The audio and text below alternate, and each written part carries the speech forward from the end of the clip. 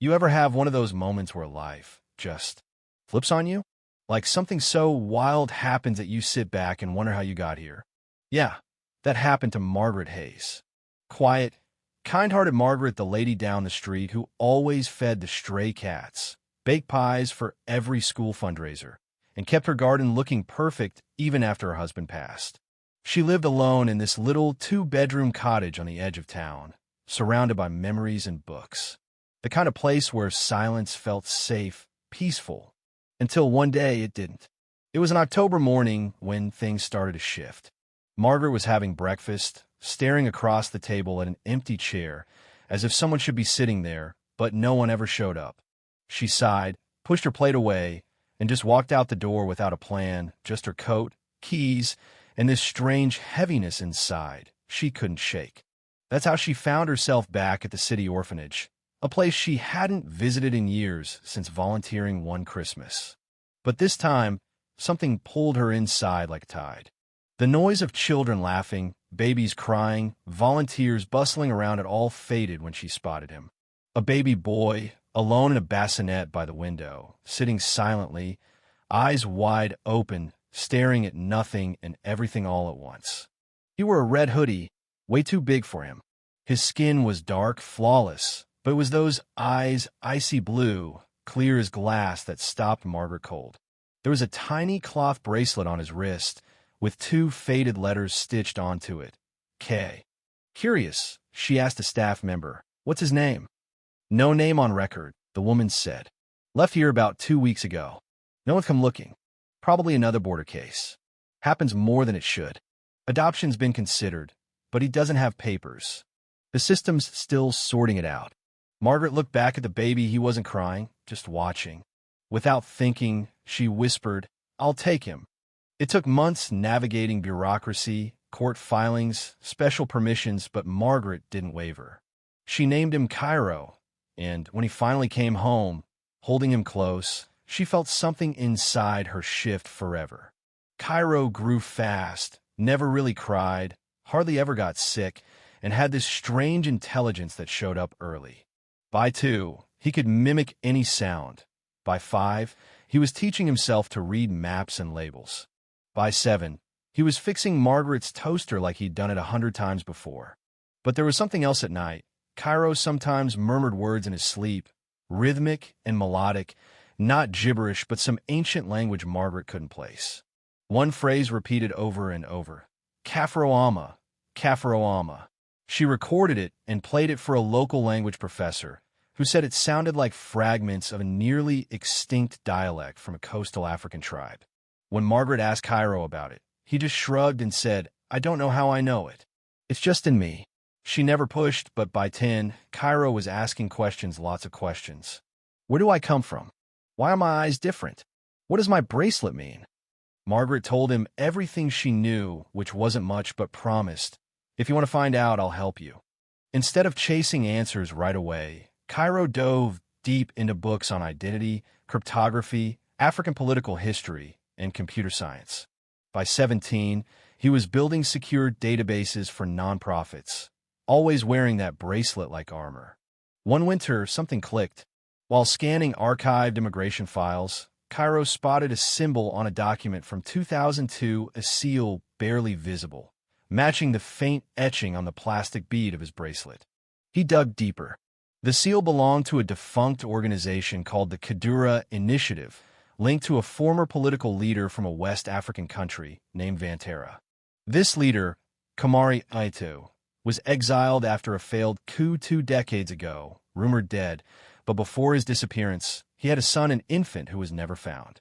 Cairo ran a facial recognition scan, uploading a childhood photo of himself and one of Kamari Ayato. The match? 92%. The weight of it hit him hard. The orphan baby with the blue eyes was the son of a man once powerful, lost in a nation torn by corruption and rebellion. That night, over dinner, Margaret noticed Cairo's silence, his faraway stare. "Are you all right, love?" she asked softly. He looked up, holding his bracelet like it was suddenly heavier than ever. "I found something. Something big." Margaret leaned back, heart pounding.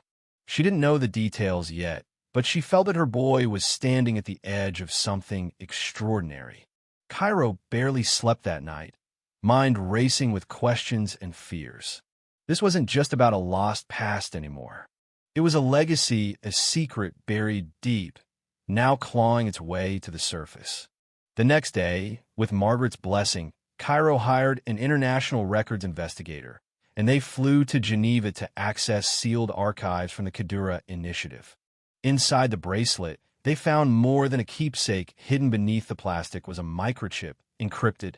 Cairo stared at the screen, asking the tech expert, "Can you crack it?" The expert smirked. "Most couldn't, but you wrote half the tools we're using." 2 hours later, the encryption broke. Files spilled open. Birth certificates, personal logs, coded letters, and a grainy video from 2003. A man appeared, dark suit, sharp eyes, fierce voice. Kamari, Ayah to himself. "If this message is found," he said, holding a baby in his arms, "it means the initiative failed. They'll say I was corrupt, but I was trying to save my country from vultures. This child will never know me, but he is my legacy." Cairo sat frozen. The files revealed hidden humanitarian funds Kamari stashed away from governments and warlords, meant to rebuild his war-torn nation someday. The access was tied biometrically to Cairo himself. He called Margaret first. "I don't know what to do with this. It's too much." She smiled gently. "You were never too much for me. Maybe your father trusted you because he believed you'd do better than he did." Cairo looked down at the bracelet, chosen, not abandoned. He wasn't chasing power. Instead, he quietly launched a non-profit using those hidden funds. Starting in Vantera, then spreading across continents, he built schools, clean water systems, tech centers. Journalists whispered about the mysterious donor, but Cairo stayed behind the scenes. The legacy of the Kadura Initiative lived on through Project Cairo. One afternoon, he came home to find Margaret on the porch, sipping tea, smiling. "I saw a headline today," she said. "Anonymous benefactor rebuilds abandoned hospital in Cairo province." He chuckled. "I like how that sounds." She leaned in. "But you're still my boy, right?" "Always," Cairo said, resting his head on her shoulder. Outside, kids laughed, chasing each other down the block.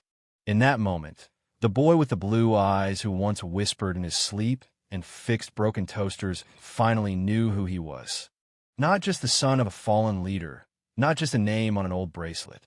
A man raised by love, shaped by truth, entrusted with a legacy meant to heal. Later that year, Cairo spoke anonymously at a UN Youth Summit, standing behind a frosted panel. "I was raised by someone who taught me that love doesn't need to ask where you come from to decide your worth. I am here because someone saw me not as a mistake, but as a beginning." The applause echoed, and a UN official approached. "If you want to meet Vantara's new government, they'd welcome you. You have influence. You could run for office." Cairo smiled gently, shaking his head. "That's not why I came back. I'm not a kingmaker, I'm a gardener. I'm here to plant something better." That night, back home, Margaret was knitting a sweater for the neighbor's baby. She looked up and said, "You are amazing." He grinned. "Thanks for watching the speech online and not heckling." She laughed, "Always." They sat by the fire, sipping cocoa as the world outside turned quietly. Cairo's fire wasn't for answers anymore. It was for others searching for the same thing. Not just roots, but peace. Somewhere across the sea, a tree planted in his name blossomed every spring. He smiled and said, "Thanks for listening. If this story touched you, please share your thoughts. What do you think about Cairo's journey? Is legacy about blood or something deeper? Let us know where you're watching from, and don't forget to like and subscribe for more stories that surprise, inspire, and maybe make you think twice.